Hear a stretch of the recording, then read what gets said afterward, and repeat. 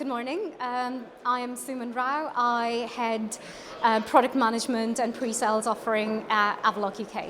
One of our key observations from our existing client base, but also the wider wealth management community, is that they're finally moving on from the regulatory tsunami and the after effects of it. We have clearly seen investments and efforts towards, say, rethinking and evolving business models to meet those exact client, changing expectations. Before I jump into what those kind of changing in client expectations are, let's look at the causes underpinning them, because you'd be surprised to see how varied they are. There's the real issue of the advisor gap, stemming from the distribution of wealth across wider client segments. That could be both by demographic and social. We've then got the intergenerational wealth transfer, but also traditional wealth managers having to deal with newer client segments. You would think it would just be business entrepreneurs, but now it's new female entrepreneurs and sort of people who've come into wealth quite fast and quite quick, like vloggers and bloggers and, the new up-and-coming footballers. What we believe out of all of this is that the biggest areas of impact have been the advice model, the customer engagement, and the customer experience. Now, if you actually have to look at how the customer engagement has changed, let's look at the here and the now. The average client is a baby boomer. He's aged 60. And yes, he controls the wealth. And yes, we expect a generational wealth transfer, but also these baby boomers are living longer. It wouldn't be fair to say that these baby boomers are not digitally enabled. I think most of them would be tech savvy. But also on the other end of the spectrum, if you pick up the millennials, a millennial would love to have a human touch point to validate their research and their investment decision making. It's not like they only want to stick to the digital channel. So in a nutshell, it's not an easy task to come up with a quick win, quick fix strategy to deal with the changing client expectations. I heard someone say the other day, for the first time in the UK wealth management industry, the wealth managers are having to deal with 5 different generations at the same time. So not an easy task. In the first question, we spoke about the challenges being the advice gap, the customer engagement, and the customer experience. You can clearly see technology playing a big part in helping wealth managers differentiate in those areas, because it's all to do with the client facing and the value proposition. But the top of my list would be data analytics. Wealth managers realize the value of the data that they're sitting on top of. Now, leveraging data using data science, analytics, and AI to be able to generate ideas, to be able to use and develop next best action when offering the advice proposition is the big thing now.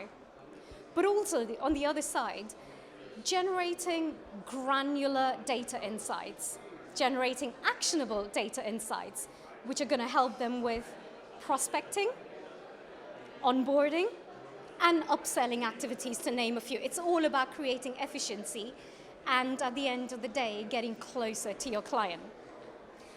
I think you'd agree with me when I say the wealth management community at the moment is a battlefield when it comes to customer engagement and interaction and user experience and everything else. We have seen that the pressure on wealth managers is not only to deliver a cross-platform, omni-channel experience, but alongside all of that, to deliver a high-touch and rewarding experience. There's a lot of pressure in that. But the technology side has responded to this. There are many digital entrants and fintechs that have come up with products that alleviate those pressure points for the wealth managers. Finally, you cannot ignore the importance of technology for the back office space. Taking advantage of RPA, AI, artificial intelligence, to not only improve STP, but improve efficiencies is definitely an important consideration for wealth managers today. Here's an Avaloq view. We think technology today is to industrialize in the back office and give you enough freedom to innovate in the front office. We've recently wrapped up our community conferences, the Avaloq community conferences for this year. We had them held to start off with Zurich, then on to Singapore, Germany, and here in London, giving us a global perspective on the market pull, the trends, and the technology push. The strapline across all of our community conferences was future ready with Avaloq. What that has translated into is our products and services strategy and our technology roadmap, which is geared towards an innovation mindset, which could be disruptive or just incremental. Our strategy is firmly rooted to enable our clients be future-proof. So that's been our mantra all along in these community conferences.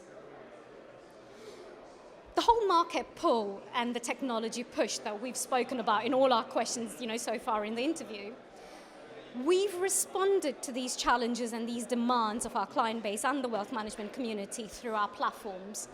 So I'm going to very briefly run you through our platforms, and I'm going to start off with the Client Engage platform, which has been built for the intergenerational wealth transfer, the shifting client expectations, the different client needs across demographics and social segments.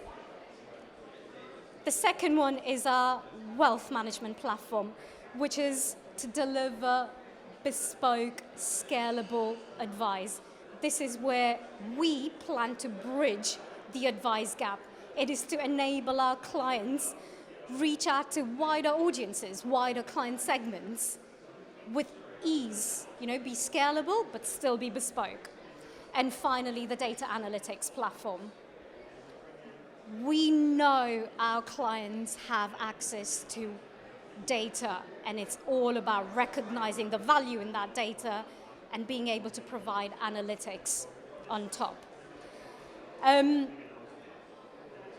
Underpinning all of these platforms is our sort of open, flexible, scalable API architecture, and we've used the technology advancements like microservices, containerization, and the open API specification to make sure that we have a flexible platform. And I just want to finish off that question by saying we foster a healthy ecosystem of partners, and we take the responsibility of doing the required due diligence on the FinTech community, onboarding them, making sure that we've integrated with them, and then presenting that ecosystem to our client base and the wider community.